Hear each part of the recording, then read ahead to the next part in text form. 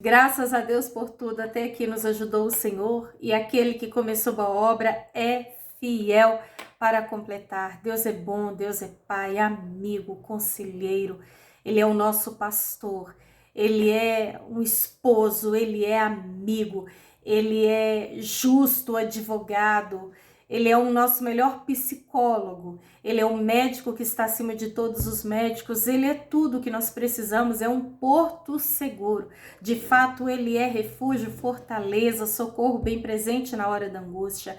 Não há ninguém como Ele, foi o Senhor quem fez os céus e a terra. Do Senhor é a terra e toda a sua plenitude, o universo está nas mãos dEle, todas as coisas estão em pleno controle em suas mãos. Nós perdemos o controle. Quantas vezes o trilho da nossa vida é que descarrilha e sai da direção. Quantas vezes nós não sabemos por onde começar, nós não sabemos como agir, a nossa força ela já está totalmente debilitada, não sabemos nem mais por onde tomar uma iniciativa para achar a solução. Sendo que na palma das mãos de Deus já está a resposta de tudo aquilo que precisamos. Ele é aquele que constantemente fala, constantemente ensina, corrige, disciplina. A gente começa a sair do caminho, ele vem como bom pastor e nos traz de volta para o seu rebanho. Ele é fiel. E ninguém mais do que ele está interessado em nos dar sabedoria para nos ensinar a lidar com toda e qualquer situação. E eu quero compartilhar com você um versículo que está aqui no livro de Eclesiastes, capítulo 7, versículo 9. Livro que nos dá sabedoria. A Bíblia toda gera em nós essa sabedoria, gera em nós o conhecimento, nos desperta o entendimento. Mas Provérbios, Eclesiastes, eles são livros que chamam mais a nossa atenção para aprender com situações no dia a dia. E eu quero falar sobre uma situação que eu imagino que você já passou, conhece pessoas que passam, e se a gente não tomar cuidado, essa palavrinha de apenas 3 letras pode nos tirar da presença de Deus e facilmente despertar em nós um sentimento que nos faz perder a cabeça. Eu quero falar sobre a ira. Vamos então para este versículo? Não permita que a ira domine depressa o seu espírito, porque a ira se aloja no íntimo dos tolos. Eu quero repetir, não permita que a ira, ela domine depressa o seu espírito, porque a ira, ela se aloja dentro do coração, no mais profundo, no mais íntimo dos tolos. A ira. Todos nós estamos sujeitos a passar pela ira. Um bebê brincando com o outro. Quando um pega o seu brinquedo, ele logo fica irado. Ele é capaz de bater, de morder, de brigar por causa daquele brinquedo. Ele fica irado. Uma criança se ira, um adolescente se ira, um jovem, o casado, o solteiro, o empregado, desempregado, o rico, o pobre, todos nós, infelizmente, passamos por essa situação, que é um tipo de sentimento que a natureza humana ela está sujeita a irar. Mas é por isso que a palavra nos dá esse conselho: irai-vos e não pequeis. Tem pessoa que ela ira e logo ela parte para agressão. Quando você vê um motorista que é fechado no trânsito, ele deixa a ira dominá-lo, ele é capaz de matar. Ele é capaz de sangrar o outro no soco. Ele é capaz de pegar o seu veículo e atropelar uma pessoa. Ele é capaz de qualquer coisa. Se ele estiver armado, então, ele mata e ainda se mata. É uma coisa terrível. São filhos que se iram contra os pais que às vezes não têm a paciência de ouvir o choro do próprio filho. Um bebê, coisa que é normal, é natural.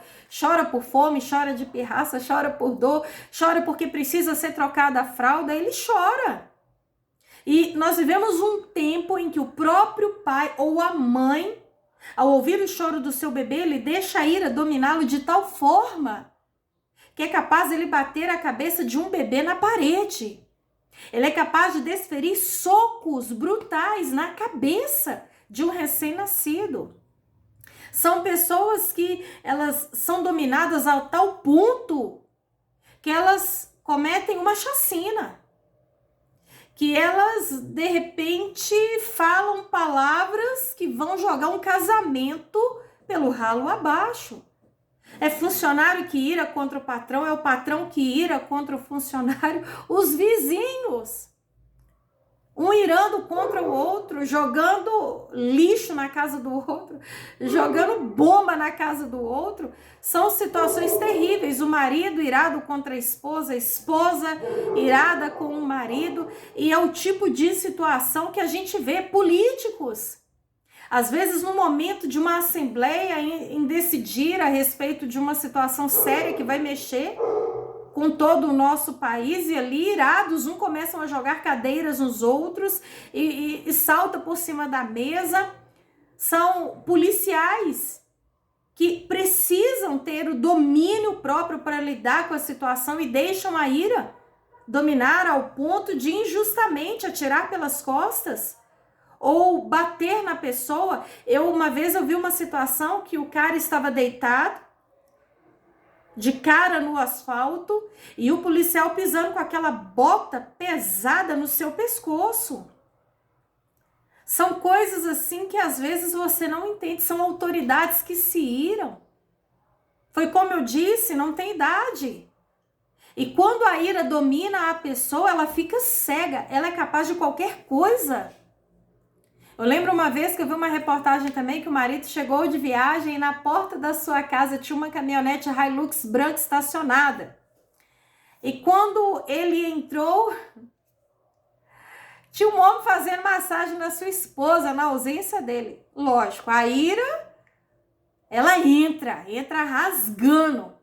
E aquele homem ficou tão irado, tão possesso, que ele saiu e quebrou a caminhonete toda, lascou a caminhonete. Ele ficou louco, ficou dominado. Graças a Deus que não foi, né? No homem e na mulher, senão ele tinha matado os dois. Menos mal. Mas ainda assim, e quando a poeira baixou, que ele foi, né? Eles foram conversar racionalmente, aquele ódio já, graças a Deus, já não estava tão intenso como antes, que foi descobrir a caminhonete nem era do cara que estava fazendo a massagem na esposa dele. Olha que loucura, que prejuízo desnecessário. Gente, pessoas por causa da ira perdem o emprego, perdem filhos. Pessoas por causa da ira saem de casa e vão morar na rua, dão um tiro na cabeça. E a palavra fala aqui que a ira, quando ela se aloja, quando a pessoa deixa ser dominada, ela é comparada a uma pessoa tola. E uma pessoa tola, eu fiz questão de anotar aqui, que eu pesquisei, a pessoa tola, ela é uma pessoa boba, idiota, é uma pessoa que não tem juízo, é uma pessoa estúpida, imbecil, é uma pessoa que tem pouca inteligência, burra, mal educada. Olha só, quando a pessoa se deixa dominar pela ira, quando ela não busca esse escape, porque só Deus para dar o escape, para a gente não fazer besteira, que ela se torna possuída por esse ódio, por esse sentimento capaz de levar à morte, ela é chamada de tola, burra, idiota, imbecil, estúpida. A palavra de Deus fala que o fruto do Espírito, ele engloba o amor, a paz, a mansidão, ele engloba o domínio próprio, a longanimidade, a temperança, que é completamente o oposto da ira, da agressão. Nós precisamos ser dominados pelo Espírito Santo de Deus, porque motivo para irarmos não faltam. No serviço, casamento, relacionamento com filhos, vizinhança. Às vezes você está horas na fila, uma pessoa que fura a fila na sua frente. O tempo todo, matérias que nós vemos na televisão, o que não faltam são situações que a gente vê e ouve, internet, jornais, para nos deixar irados. Mas a palavra ainda diz que é melhor o homem paciente do que o guerreiro. Mais vale controlar o seu espírito do que conquistar uma cidade. Olha que comparação. Melhor do que conquistar uma cidade, ainda é controlar o seu espírito. Provérbios capítulo 15, versículo 1. A resposta calma, ela acalma o furor, ela branda o furor. Mas a palavra dura, ela desperta a ira. Quando alguém se irar contra você, se levantar contra você, ei, respira fundo, olha para o alto, é de lá que vem o escape, é de lá que vem aquele extintor celestial para te acalmar, para te segurar. Porque quanto mais você fomentar, você responder, você gritar, você agredir, vai despertar a ira e levar muitas vezes às vias de fatos.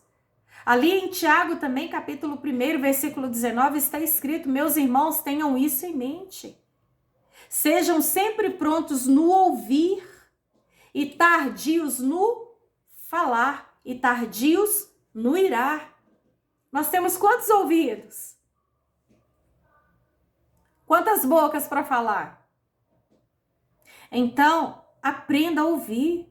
Tem pessoa que antes de ouvir, ela já chega dando soco, dando murro, gritando, xingando. Nós temos 2 ouvidos. Enquanto você ouve, você raciocina a respeito daquilo que você está ouvindo. Porque muitas vezes a pessoa chega agredindo e quando vai ouvir de fato o que aconteceu, o que foi falado, não era nada daquilo que ela imaginava e por causa daquilo que ela tinha agredido. Não vai justificar. A partir do momento que você entrou com soco, a partir do momento que você entrou na fúria, você perde a razão.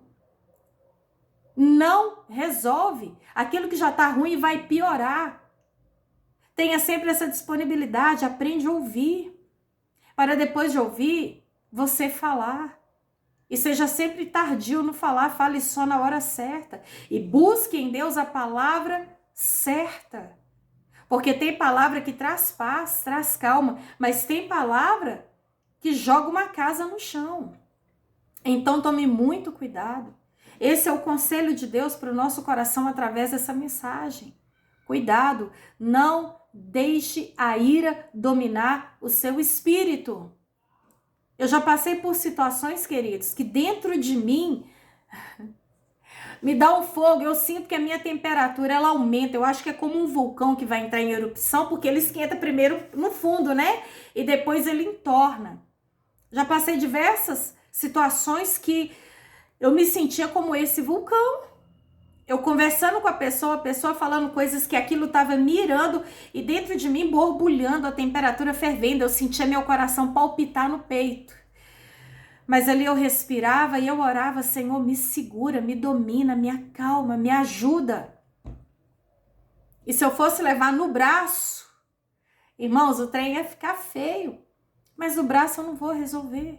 Ainda é pior. E Deus não manifesta a sua justiça na ira do homem. Deus não age dessa forma. Então, quando uma situação te irar, respira fundo e chame pelo nome de Deus, grite pelo nome de Cristo. Busque o Espírito Santo. Respira fundo, fecha os olhos e clame: Senhor, me ajuda. Já vivi momentos de pedir: Senhor, me segura, me acalma, me domina, fecha minha boca, me ajuda. E ali veio o escape. Porque das duas, uma. Se você deixar a ira dominar o seu espírito, você vai falar o que não deve, agir da forma que não deve, ou você vai buscar esse refrigério em Deus e falar: Deus, me ajuda, me segura. Porque na hora da ira, a tendência muitas vezes é ser dominado por ela e usar a espada. Mas Deus falou claramente com Pedro. Quando foram ao Getsêmani para pegar Jesus e começar ali aquela via crucis, aquela dor, aquela tortura por mim e por você, ele levou sobre si como uma ovelha muda ao matadouro.